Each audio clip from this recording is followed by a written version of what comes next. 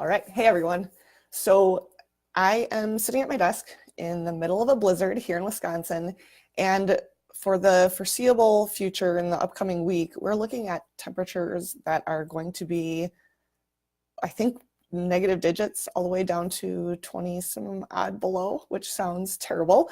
And therefore, I can guarantee you there are many in my area that are not going to be riding, myself included, because the last thing I want to do is be getting on my horse when he doesn't want to work, he's stiff, sore, and tired of cold, and I myself am not going to be a very good rider. It's hard on their lungs too. But there's going to be lots of situations in your life, not only when weather is crummy, like it is here in Wisconsin right now, but also if you're busy at work and let's say you've got a really hard upcoming work week and you're not going to be able to get to the barn, or maybe you're on vacation and you're unable to, you'll be in the car a lot and you're unable to get some riding in, you can actually improve your riding dramatically just by riding at your desk or riding in the car.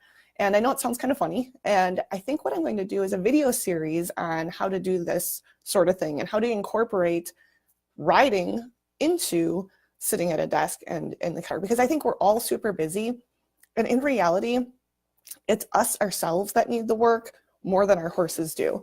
The horses might need some conditioning and that sort of thing, and you know, we need to be training them and bringing them up, but for the most part it comes down to us and what we're doing and how we're improving as riders ourselves. So one thing that I feel is super important, and I learned this first from Sally Swift, I read it in her book actually, but it's the idea of having soft eyes as we ride versus hard eyes. Now let's kind of go over the difference. So soft eyes would be when you have soft eyes, you are able to take in your entire surroundings. So as I'm looking at my computer and at you, what I'm also able to see is I'm able to see the room behind me off, not just to my side, but a little bit behind. I'm also able to see the window here, and I'm able to take all of that in as well as above and below. When we are in a state where we have soft eyes or a soft focus, what ends up happening is we are very perceptive or very aware. We tend to be softer in our entire body. We tend to have a little more relaxation. Our breathing is a lot softer. And you'll notice this when driving in your car. So if you're driving and you're driving along with soft eyes, you'll notice like just the grip that you have on the steering wheel will be considerably softer. You'll notice that actually when you're driving, you will not be quite as jerky when you're steering when you have soft eyes, because you are a little more relaxed, your breathing is better. So these are all things that can contribute to a soft, smooth steering motion as you're driving. When you're at your desk, you'll feel just the relaxation settle in. You're not hard focused on one particular thing. Now, hard eyes are going to be when you are focusing on one little thing. So like if you're driving, let's say, and you focus, right now we have a blizzard here. So a person might have the tendency to be gripping the steering wheel and really focusing hard on maybe like the tracks that the other cars have left. Well, if you're focusing really hard on those tracks, you're going to be a more reactive rider or driver, rider too, right? Because we're talking about riding horses.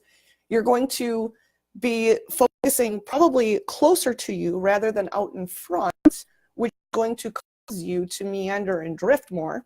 Same as riding, right? We don't want to be looking down at our horse's ears and having a hard focus on their ears. We want to be looking well ahead and taking in our surroundings through having soft eyes and soft awareness, so that we're able to notice the things that are going to be influencing our horse and their environment.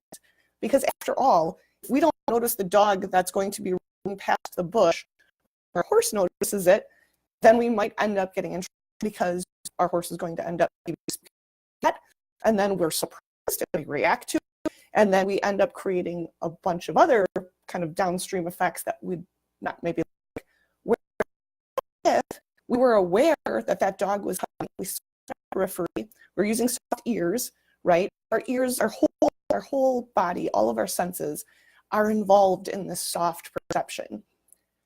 But if we were to notice that, then what we can do is ride proactively. So let's say I know the thing, and I might say, you know what, I'm going to put my horse on a small circle, maybe a 10-meter circle or a 15-meter circle, and I'm going to give him a job and engage in a conversation. So I'm going to bring, hey, remember how we would shorten a little here and lengthen a little here? Can you be in my seat? So I would ask him some things to engage in a conversation, so that when that dog came running up, he was paying more attention to me, and I was more interesting than that dog.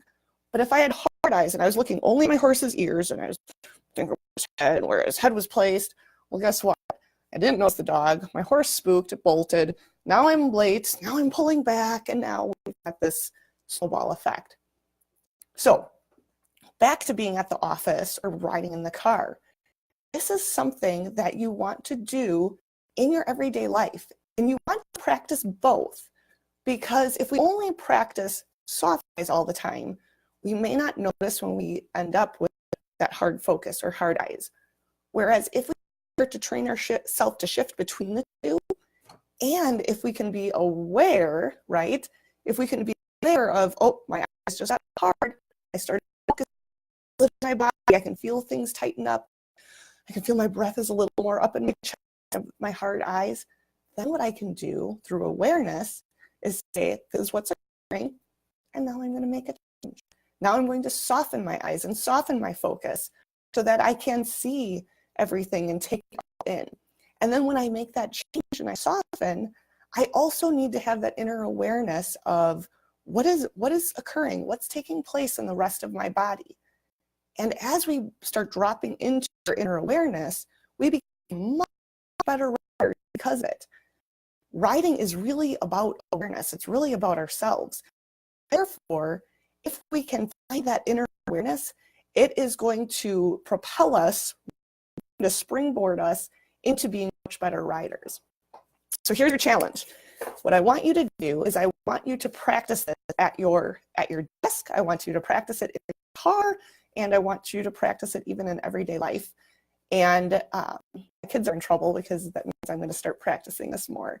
Sometimes I'm in my head, right? We all are. So making dinner, I don't notice what's going on behind me, but I'm going to be thinking about now having soft eyes in everyday life, everywhere, sitting at my computer, being aware of how that changes the whole body as well as changes my thoughts. And then I'm going to also shift into hard eyes, right? And I'll do this when I'm driving. A great example, because it really, you'll know huge differences if you're driving with soft eyes versus with hard eyes. It's super obvious in your hearing and just everything. So I'll practice this driving as well. So that's my challenge to you, and I'm in on this with you. So I'm going to be working on this myself, and on these days where you don't maybe get into the barn or in the saddle or are able to work with your horse, you can still become a much better rider by playing around with different things. So this is going to be your challenge. Hard eye, soft eye. What sorts of things do you notice? Please leave a comment. Let me know your thoughts. Let me know what happens. End up doing this. You can even just try the experiment as you're watching the video and see if you notice some things. I'd love to hear about it. And then stay tuned, because we'll do more of these. We'll do more of how you can improve your riding without actually riding. And then that way, when you do get to your ride, guess what? You get a lot more done. You get to really get a bunch done, because you and your horse are now at a different level, different place. You're starting from instead of the bar being down here, you've just brought it up here. And after all, if we bring the bar up here, guess what? Horse meets us right there. They're great mirrors. So anyway, I have to actually get into our membership group and go ahead. We're going to go over the lessons that we did this week. This week we were focusing on riding the lift and the trot, learning how to engage our core. And we had a great audio lesson that focused on that. And then we also had a good lesson in exercises that you can do that incorporate interdisciplinary training. So therefore, I brought in some of when I was younger, I used to ride and show barrel racing and gymkhana events. And I actually went to the World Championships barrel racing on my dressage horse, jumping horse, everything horse, quarter horse. He was awesome. And I I thought, you know, it's middle of winter, let's mix things up. The people in the membership are riding indoors right now. So what we did is we focused on the elements of a turn that is in relationship to barrel racing and how that applies to our dressage horses and our other riding, because there are some concepts that, although we may not think about them when we're riding other disciplines, if we bring them in from the Gymkhana events and we bring them into riding whatever discipline we ride, it improves the quality of the turn, the balance in the turn, all of the different elements that we need for a good quality turn.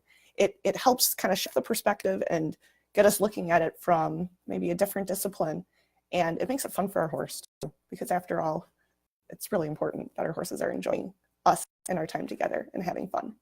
Okay, so anyway, I am signing off. I hope you enjoy this video. Please let me know in the comments. If you end up watching this on YouTube, please like the video and subscribe to the channel. That's really important. If you're on Facebook, then go ahead and, again, give us a like, a thumbs up, and head on over to our audio lesson page. We've got some great videos there. If you are on YouTube, go take a look at our channel and make sure you go through the videos. We've got some great information online. So until next time, happy riding.